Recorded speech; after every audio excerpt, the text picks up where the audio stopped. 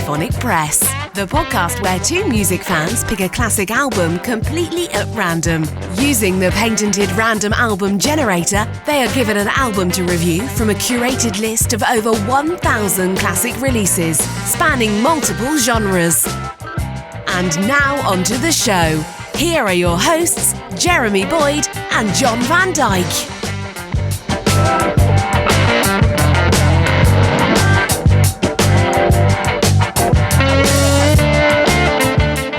Hey, welcome to Polyphonic Press. I'm Jeremy Boyd. And I'm John Van Dyke. And let's not waste any time. We've got the patented random album generator right in front of us here. So let's hit the button and see what album we're going to be listening to this week. Well, we never waste time. Never waste time. And the album we're going to be listening to is The Who, My Generation. Okay, so we're going back to mid-60s here. We are. So let's see what it says on allmusic.com. It says, an explosive debut and the hardest mod pop recorded by anyone.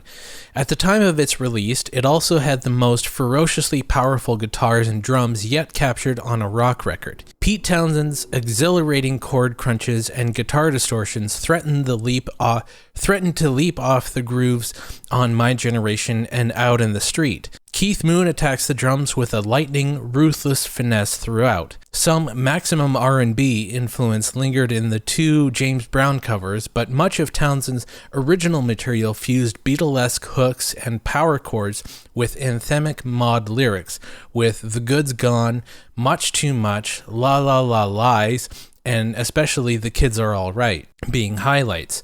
A legal matter hinted at more ambitious lyrical concerns, and The Aux was instrumental mayhem that pushed the envelope of 1965 amplification with its guitar feedback and non-stop crashing drum rolls.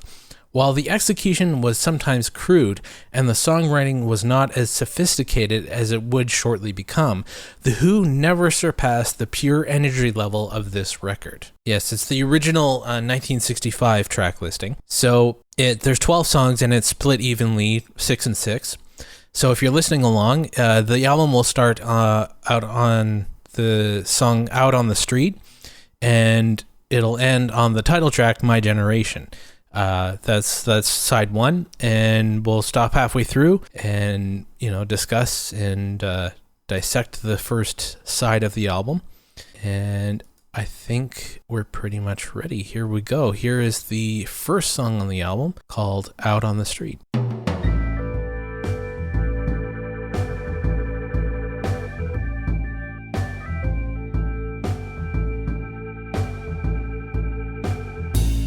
Okay, ending side one with the title track, and probably their signature song, I would say, is My Generation.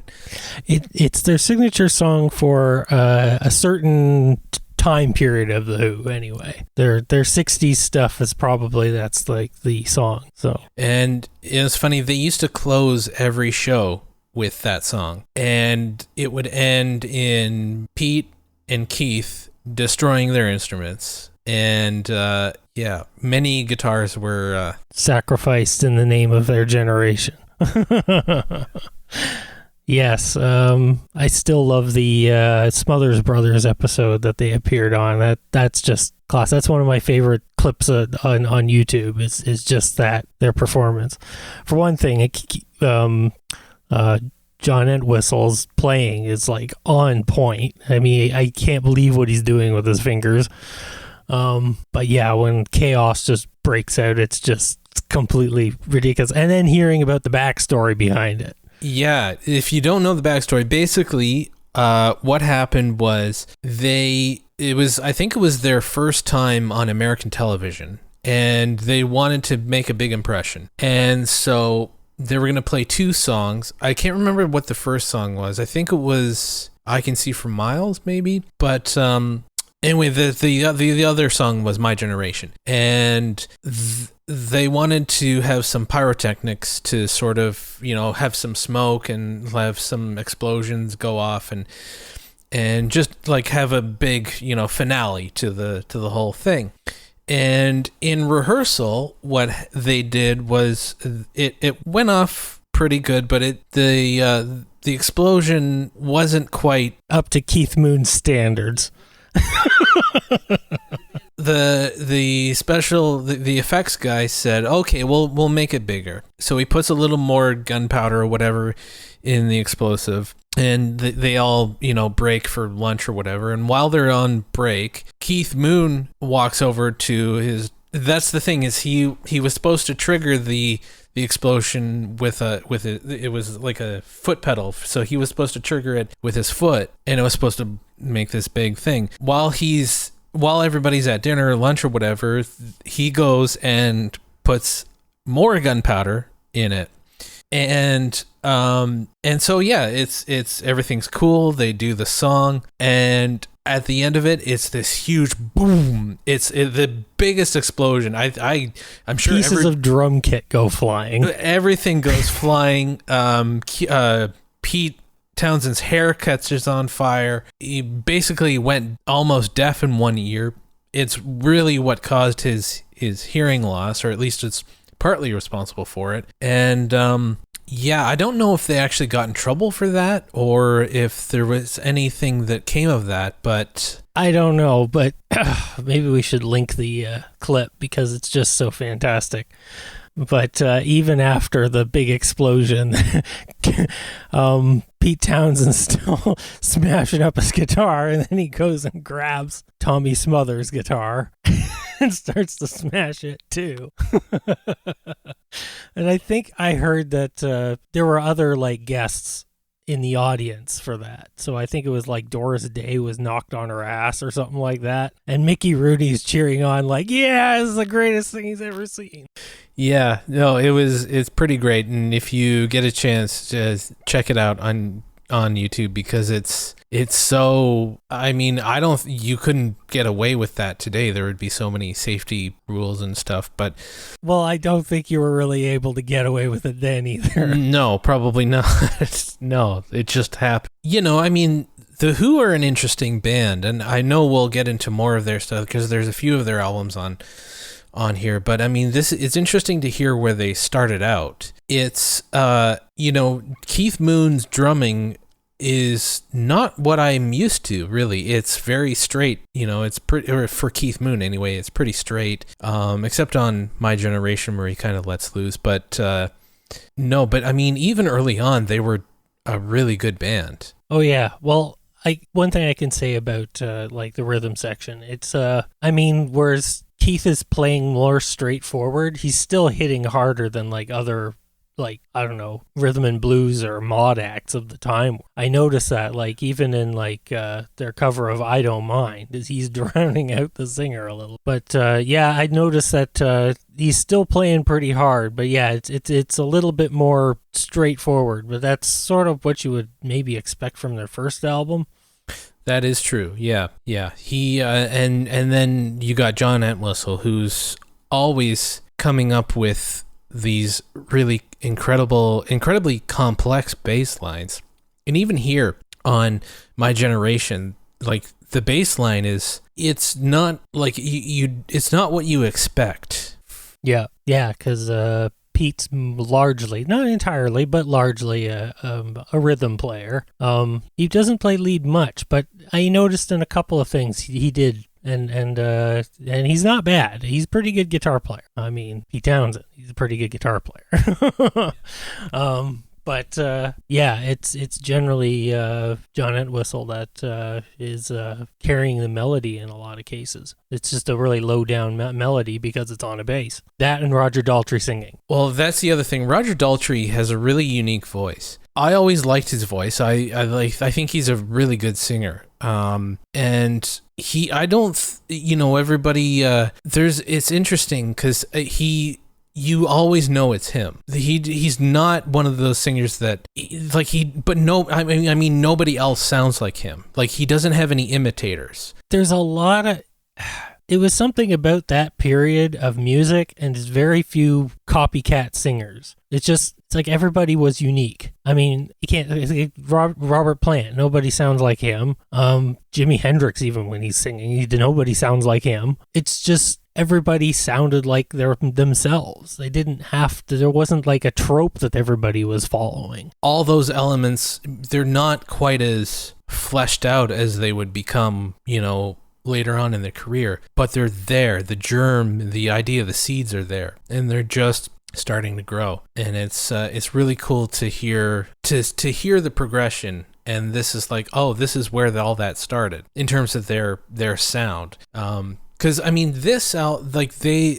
early on, you were talking about like each band like has unique, yes, but I feel like here they really are sort of trying to fit into the lane of rock and roll, R&B sort of stuff, whereas later on, like on Tommy and then like Who's Next and those later albums, that's when they really became their own thing. And here it's really good. This is really good, and they're still very unique and distinct, but they haven't quite found their unique sound.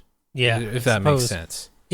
They're still doing something very similar to, say, what the Small Faces were doing and other bands like that. I mean, I guess that's just what sort of mod rock was. But they still, I can definitely tell these other bands apart. We'll move on to the next side of the album, the second side. There's lots more where this came from. So here we go. Here it's the first song on the second side and this is a song I know, at least, another one of their more popular songs called The Kids Are All Right.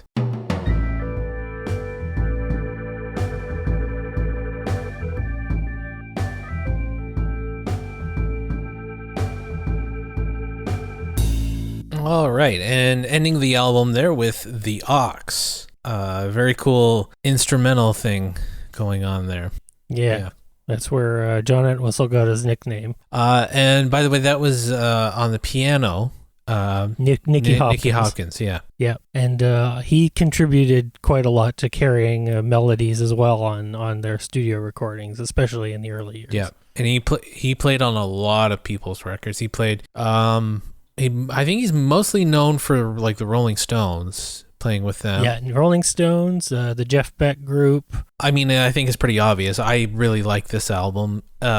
It's cool I've always been a fan of The Who. I never listened to this album front to back. But yeah, this is a great. I wouldn't say it's their best album, or it's not even my favorite album of theirs, but it's a really solid album. And it's a really solid debut album for any band. It's a really solid debut album, and considering even like the structure of the album back in the mid 60s when it came to rock albums, it was still a little bit they were still mostly just a collection of songs and stuff like that. To have a cohesive album was actually a little bit, I think the Beatles Rubber Soul kind of started that. So yeah, and this one is it's pretty good for its time, for sure. Yeah. Yeah, you're right. It really is just like a collection of songs. The other thing, too, in those days, it was not common to have singles on albums. But they might be the first to have the album centered around a single. Because My Generation was released as a single, and it's on the album, and it's the title of the album. This might be the first instance of an album being centered around one song, that being the focal point. Yeah, maybe. And it's sort of, it's not necessarily a concept album or anything like that, but most of the songs they almost seem like extensions of that thought, that idea. Yeah, it's like the first album with a title track. I'd also like to point out that the intro to A Legal Matter, you can really hear where the Jam got a lot of their sound from. Yeah, this influenced a lot of stuff. A lot of that mod. Well, I guess the Jam were sort of a mod band sort of a mod revival, late 70s into the 80s. Yeah. And at this time Pete Townsend was playing a Rickenbacker, so it had sort of that almost jangly sort of thing. It's funny. It's like they started out as like a mod band, but really never really stuck to that. Like they weren't pigeonholed into that. No, they weren't. Oddly enough, like they embraced it, but they weren't pigeonholed. Yeah. somehow. I guess they just their sound changed so much they couldn't possibly be pigeonholed or something like that. I don't know. But they were definitely an interesting band.